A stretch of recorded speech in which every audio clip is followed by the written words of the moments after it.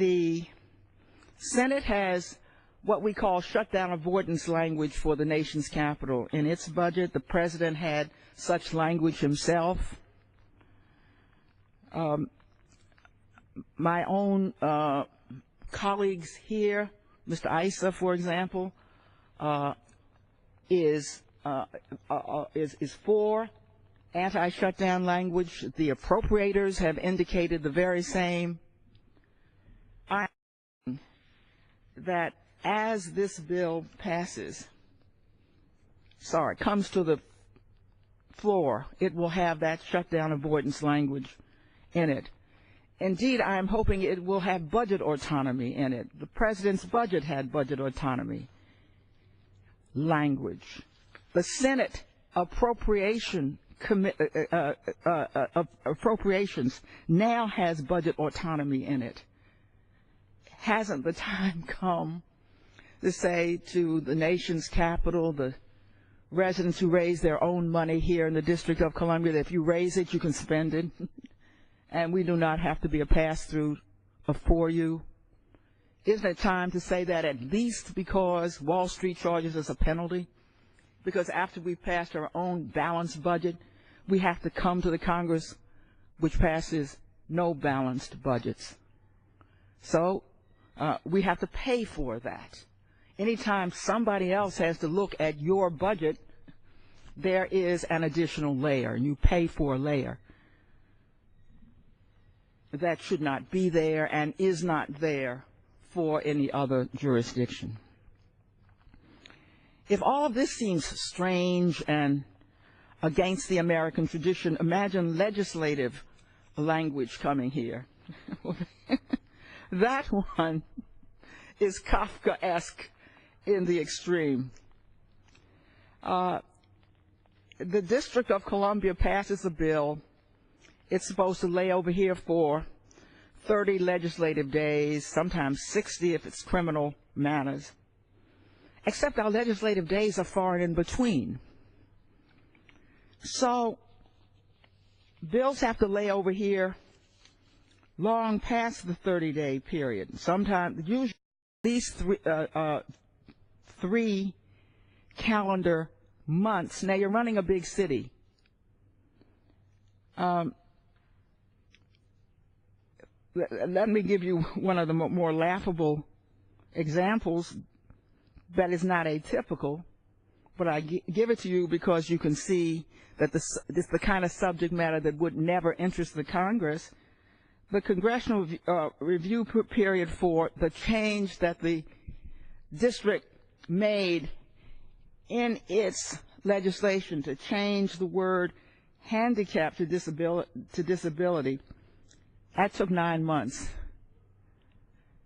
It took 9 months because in order to keep legislation from lapsing, the district has to pass temporary legislation and then another kind of legislation, and it has to keep passing various kinds of temporary bills of its final bills until it finally gets through these calendar days. More than the council estimates that about 65%, up to 65% of the bills it passes could be eliminated were it not for this period that it has to keep track of. Now, this isn't painless. The council says it takes 5,000 employee hours per year and 160,000 sheets of paper. And you better be precise, because if you miss one of these periods, and there are usually 3 different periods during which these bills pass until you get to the 30 calendar days, well, the bill could lapse and you could start all over, you would have to start all over again.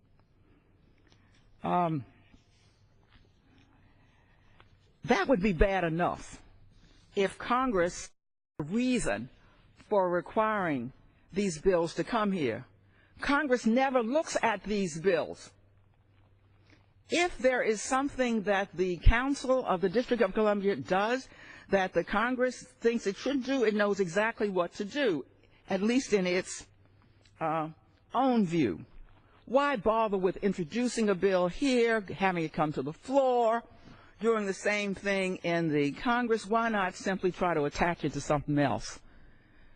So the Congress simply uses the appropriation bills and attaches whatever it wants to overturn to that. At the moment, there's only one such matter, and that's the abortion rider. And it simply tucks that into another bill. Only three occasions, has the Congress ever used the review or layover period. 1979, 1981, and 1991.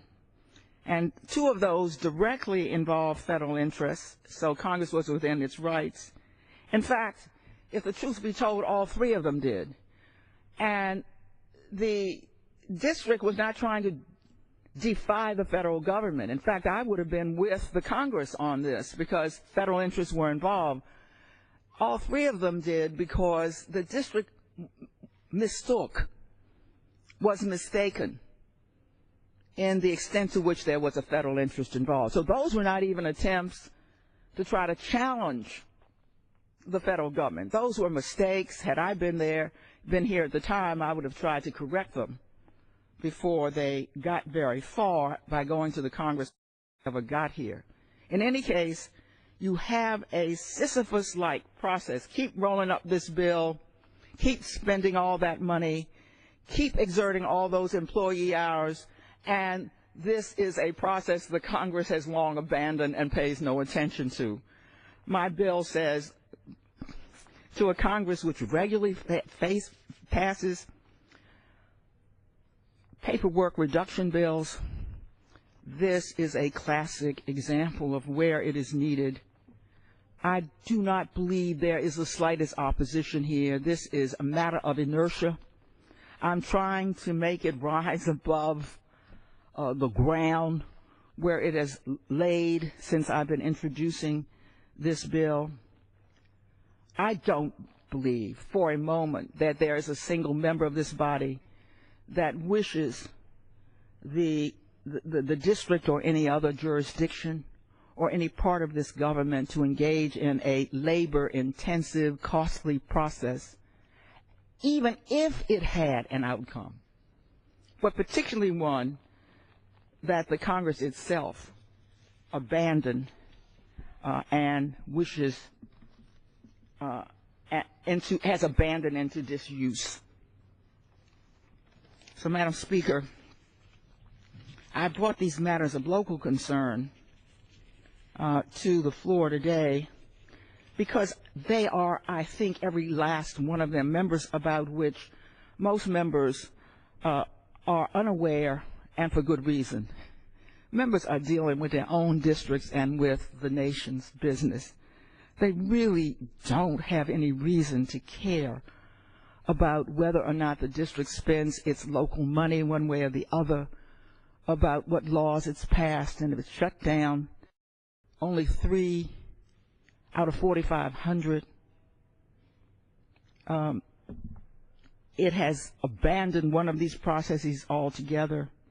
The district has a budget autonomy referendum that has passed the House and that technically is law. It is in some danger, so I'm trying still to get budget autonomy through and to have the President and the Senate. And I cannot believe that with many conservative members of this House who believe in local matters for local folks, that I would not have support here. I recognize that abortion is a controversial issue, and I have the deepest respect for those who disagree with me on that issue, but I think most members would agree that that is a matter for local jurisdictions to decide.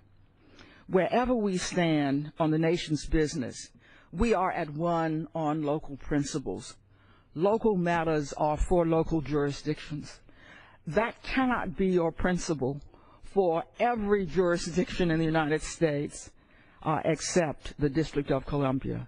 And the matter of democracy, which we have tried to spread throughout the world, cannot be a matter for every nation on the face of this earth except the nation's capital. I